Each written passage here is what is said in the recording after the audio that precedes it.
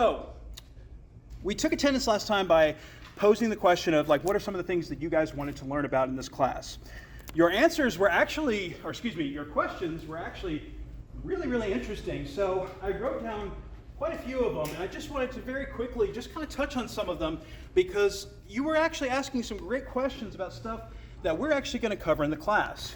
So the first one is, are people born evil, or was it how they were raised? Well, like a lot of the questions that you posed, we don't have a definitive answer for that because we're still trying to figure things out. I'd say that there's one thing, I know I've mentioned a couple times here before, but I do want to stress, is that when it comes to human behavior, essentially why people do what they do, there are a lot of things that can actually contribute to that.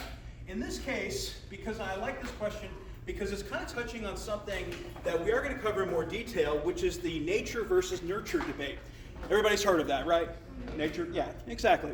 So the question being, do you come into the world the way that you are because of essentially you're hardwired, your genes, the things you get from your parents, the things that are passed along down the line, etc., or are you the person that you are because of your experiences? Let's say the environment that you're raised in, the greater social cultural context you find yourself in, etc., etc. Well, it's interesting that it usually gets posed as nature versus nurture, when really, to the best of the evidence that we have, it's nature and nurture. There's not a clean distinction between the two. It's not either or, it's really both, because both actually have an interplay in the way that you're going to be the person that you're going to be. Does that make sense, everybody? All right, now the next one is the Mandela effect real. Real quick, anybody know what the Mandela effect is? All right, can somebody tell us? Or just give me an example of the Mandela effect. I think it was the Berenstein Bears. Yep, that's one example of it. It's like Berenstein at Bears time. Yep. Anybody else? It's kind of like if you remember a show being differently, like way back, Yeah. and then you look at it now and it's different. Exactly. I think I've seen like an example, like the Monopoly Man, like the picture of him. Yep. I don't know. Yeah, there's something about it where people were confusing it with the Mr. Peanut. I know what you're talking about. Yeah. It was either the monocle or the top hat. There was something everybody remembered. I can't remember, but I know exactly what you're talking about now. Another popular example would have to do with everybody thinking that Sinbad was in a movie called Shazam. Anybody heard of that one? And where it was is that people were confusing Sinbad with Shaquille O'Neal because Shaquille O'Neal was the star of that. So the Mandela effect, what's that? Oh no, it's real. Yeah. Shaquille O'Neal did make a movie called Kazam. It's awful. But people thought that Sinbad was the one starring in it at the time. So the Mandela effect, really, if you go back to the folks who were here like on the first day, when I was talking about how memory works like Tupperware, everybody remember that? Where essentially, it's not that we see everything, we record everything, and then we retrieve it later. No, it's like after Thanksgiving, where if you want to keep your turkey fresh, you're going to cut it off, you're going to get a Tupperware container, put it inside, carefully put the lid on to get the air out, stick it in the refrigerator to store it, so that later when you come back, you'll be able to take it out and it'll still be in good condition. This is a lot how memory works. In order for us to be able to recall a memory effectively and accurately, it has to be properly stored. It has to actually be properly processed and then put into long-term storage. And if it's not properly processed before putting in long-term storage, then chances are that it's either going to go bad, aka you're not going to remember it, or you may retrieve it and there will be some issues with it. And this is what the Mandela effect essentially is that when we're retrieving our memories of these things, it's kind of getting mixed up. It's getting mixed up with other similar things together, and so what you're getting is kind of not necessarily incomplete memory, but more of a hybrid memory, if that makes sense. So the Mandela effect is an excellent example of something that we're going to talk about when we get to memory. I think in 2 weeks we're going to get to it, which is essentially memory is a very fragile thing. Memory is something that can be heavily influenced in the way that we store it, and especially in the way that we recall it. It is very prone to having things that can actually change it and affect it, which is something I hope you'll keep in mind, because even today I'm going to bring up the example of eyewitness testimony. Yeah?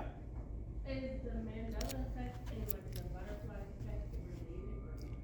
The butterfly effect is usually, basically the butterfly effect is a pop cultural version of what's called chaos theory. Chaos theory essentially says that when there are small, minute changes to initial states, that it will affect how the things play out along the way. Yeah. It is something different.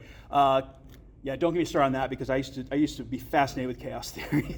All right, and then the last question is, what is the difference between psychology and sociology? Quite a few people ask this question.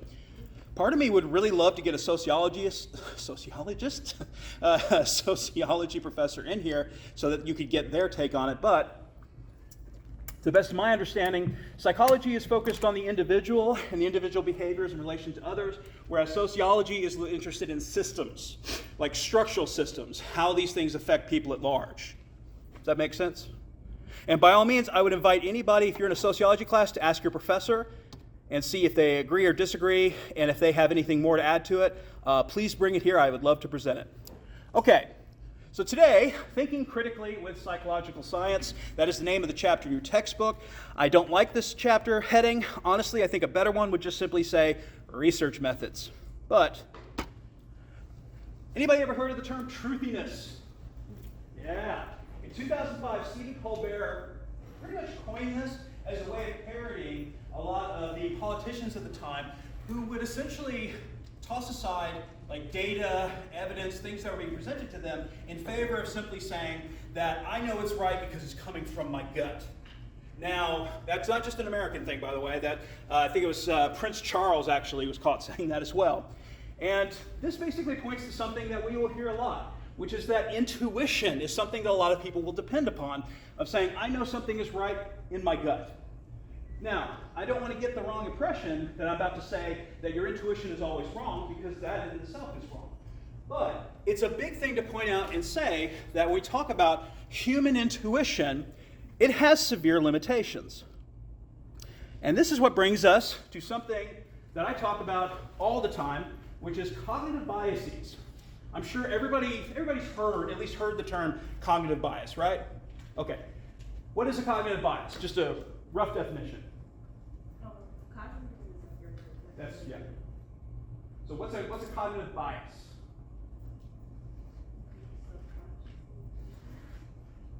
Partly. Yeah. Are we talking about an example or like? No, just what is a cognitive bias? I'd assume it would be to like. I'd say people have preferences to certain things, so like people like other things more than someone else would. So they're obviously going to be more biased in their opinions. Partly, yeah. Partly. There's actually one that goes right to it. So the cognitive bias is essentially, it's where our brains, or our thinking, our cognition, I don't want to say defective because that's too extreme, but it's essentially, it's like cognitive hiccups. It's just, essentially, these are the moments in which our thinking is not being guided by objective truths or objective facts, but rather it's being shaped and influenced by things that are, like, say, particular to ourselves. In other words, we're not thinking clearly. We're not thinking rationally or objectively. There are things that are guiding the way that we're thinking that we may not even be aware of. So I put this definition up here on the screen because that's probably the best definition I've seen, most concise. There are ways in which a person understands events, facts, and other people, which is based on their own particular set of beliefs and experiences, and may not be reasonable or accurate. So one of the big reasons why critical psychology, or critical thinking in psychology, and the scientific method is so important is because of cognitive biases. We're all prone to them. And if we want to be able to study ourselves, and we have this flaw in our way of thinking about ourselves, then you can already see that there's going to be a problem to it. Remember when I brought up when I brought up introspection? This is the problem with introspection, is that even though we think that we are looking into like our inner self, we think that we're making an accounting of the way that we think and we approach things, and we believe that we're being accurate, in reality, there are many different things that will guide it. Think back to what I said about Descartes. The things that Descartes believed to be true before he started doing his work, the meditations, he only wanted to see what was true and accurate in the world. And he conveniently, at the end, found out that all the things he believed before the study were the exact same things he was able to confirm at the end of the study. You see what I mean? It was kind of rigged. Now, one of the reasons that hindsight bias exists, let me see if I can put these in the right order, or if I'm going to have to bop by. We'll bop back to that one, is because that human beings, we tend to be overconfident in our abilities. So as a result, we tend to overestimate our intuition. We tend to overestimate our understanding of the way that things occur and how they happen. Now, a big reason for this is because of, and you're going to hear me say this word a lot, heuristics. Heuristics being the cognitive shortcuts that our brain takes so that it will be able to conserve energy and be able to think and function more effectively, efficiently. But the cost of that efficiency is that sometimes we rush to an answer that is not necessarily correct. Therefore, we get to our overconfidence in these things. Now, back up one. These are a few of the most common cognitive biases that we will see. I'm sure you've even heard some of these. Someone here I can kind of mention the confirmation bias. It's when we pay more attention to information that confirms our beliefs as opposed to ones that challenge them. Now, I jokingly said, as an example, see social media. But can somebody give me an example of cognitive bias that we see on social media? Anybody? What about the vaccine? Okay, say some more about that. What's an example? Well, like I see the last side about the people that are against vaccines, they always come up with how conspiracy theories and stuff behind why they want to make people get the vaccine. Yep. Or why they're not going to vaccinate their children. Yep. The thing behind that is that, well, think of it this way. Everybody, and I don't want to, again, I'm not going to get political. Everybody, we're all guilty of this, sometimes without even realizing this, but on your social media feeds, we get a lot of our news. I think it's something like 83% of Americans nowadays get their information or get their news from social media. But the problem with social media is that it is designed to basically, step by step, tailor your experience to fit what you want. In other words, you're only going to get the news items that you want to see. And as a result, most of the news items that you're going to see are going to confirm the beliefs that you already held. Does that make sense? So going with the vaccination ones, you can have somebody who is a staunch anti-vaxxer, and chances are they're going to probably get the majority of their news from, let's say, less reputable sources. And so if every time they log into social media, every single news piece is coming up of saying, the vaccine doesn't work, the vaccine's killing ants, or whatever they come up with, If you keep seeing that, it's going to keep confirming your particular beliefs. As opposed to, let's say you have an anti-vaxxer and they selectively choose out, they want to get their news from multiple sources. And in that case, they will probably get news reports that are going to challenge them. They're going to say, no, the vaccine is the only way we're going to beat COVID, et cetera, et cetera. That would be an example of fighting against that confirmation bias. Does that make sense? Okay. Okay, so the scientific attitude is critical to psychology and all sciences because, as we've just described, all these biases that can affect humans' way of thinking, if we actually want to arrive at the facts, the understanding of the very nature of something, then as a result, we're going to need methods that are going to be able to not remove the biases, but account for them. So in the book, they even talk about skepticism and humility are two of the most critical aspects of the scientific attitude. Big one, and I love the way he phrases the book, two critical questions we're doing science. The first one is, what do you mean in terms of, what is it that you're talking about? What is it that you're actually going to be looking at? Be specific. And the second question, how do you know? Because today's truths sometimes become tomorrow's fallacies. And hopefully I think most of you in here are probably seeing Django Unchained and the infamous scene where he's actually talking about phrenology, which was actually once upon a time fairly well regarded. People did think that this was true, that the bumps of the skull, you would be able to read it with a particular map, and that would be able to tell you a great deal about a person's behavior, their thinking, who they are. And of course later on that was proven to be false. All right, now, chances are everybody in here has at least heard of the scientific method or seen some variation of it in the classrooms. I want you to look at this again. This is a little bit more of a specific one, But I want you to look at it and think about it and frame it in terms of what we've just been talking about with cognitive biases. And suddenly, when you're looking at this, suddenly these steps make a lot more sense, right? This is a process by which we go through and we essentially try to remove the human problem, the things that we would bring to the study or the things that we would bring to our ways of thinking that are not objective, that would kind of mess things up. That's the reason why the scientific method is so detailed and it's so specific, and it's all about checking and rechecking and rechecking.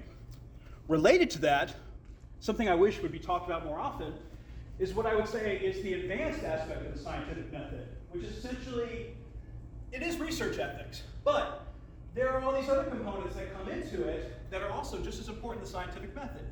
One of the first questions we have to ask ourselves is our research going to cause harm to people? Here's another big one. Do you have conflicts of interest in your work? You may have heard the stories about how vaccines cause autism. A lot of that stems from one researcher who put out a paper.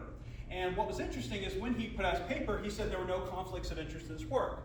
But they went back and they saw that, no, there was a huge conflict of interest because he was actually making money off the people who needed the results of that study to say that there was a link. But because he did not declare that. Now, if he declared that in his study, which all researchers are supposed to do is at some point say or declare, I have no conflicts of interest. But if he had said on his paper, yes, there is a conflict of interest, blah, blah, blah, blah, blah, then all of a sudden we would start looking at his research with a more skeptical eye. Because, of course, when they went back and tested and retested his results, of course, they came back and said that no, the link that he was looking at did not exist. Does this make sense? Yeah. So when we say the scientific attitude, I want to think about it broadly in terms of both the methods that we use, but also the ethics we bring to it. And I just want you to think of the scientific method / the scientific attitude as being this entire process of trying to refine the instruments that we're using. Here are some of the terms. I believe I took the definitions directly from your textbook to make it easier for the study. But so here are the key points I want us to look at for this. First one's going to be the critical thinking. We don't blindly accept arguments and conclusions. We're going to examine our own assumptions. We're going to evaluate the evidence, and it's simply going to be that process of trying to arrive at the best possible conclusion as opposed to the one that we may want to happen. Now, as a result of the scientific work, we come up with a theory. That is the explanation using an integrated set of principles that organizes observations and predicts behaviors or events. That's the big one there. The theory is really composed of two parts. The first part is there's evidence to back it up. The second part is that it predicts something that will happen in the world. Again, prediction is, I would say, my opinion, the most 100% critical aspect of any scientific ideas. If it doesn't predict something, then it's not telling us something about our world or about ourselves. In other words, it's not giving us new information, therefore, it really doesn't have any value to us on a scientific level. Next one is hypothesis, just a testable prediction. You need to have a prediction that can be tested in order for it to actually result in a theory. If you cannot test a prediction, then there's no value to it. Make sense? Operational definition. This is a big one here. You need to be able to explain your terms. For those of you who had philosophy class, you may have heard this before. State what you mean. Be very specific. Because a lot of people can hide things in the terms they use if they do not define them accurately. In order to not only to study it, research it, and experiment on it, but if you're going to be able to communicate it to other people, whether they be scientists or just regular folks, you need to be able to explain what it is. This is one of the things I will tell you.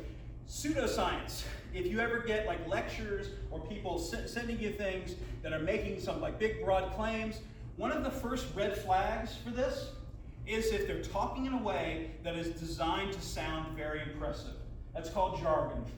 And it's very easy to do, and for folks like me who have spent way too much money and way too many years getting our degrees, it's a lot of fun. I'll be the first one to say it. It is so much fun to make yourself sound smart, but it doesn't really do anything. It doesn't prove anything, and it's not helpful. So anytime you see somebody that is trying very hard to sound smart, that's a red flag. Replication. This is a huge part, and I think I've pretty much said it about two different ways here, but at the end of the day, if your study and your conclusion, if we can't do it again in a different context, then what's the value of it? That make sense? Because essentially, you could come up with results and say, this is what happened when I tested this. But if you're not able to replicate it, then what it ultimately says is that for this one time, one place, with these certain amount of people, you were able to get these results. But if you're not able to get those results over and over and over again with different people, different contexts, then it's not telling us something generalizable about human behavior. Does that make sense? All it's really telling us is that this thing happened one time. Everybody clear on that? You may have heard about the replication crisis in psychology. I don't know if we'll get into it, because that's a whole other thing. But it does highlight, again, some of the problems, the value and the importance of replication. All right, now how many folks in here, show of hands, are familiar with the terms independent and dependent variable?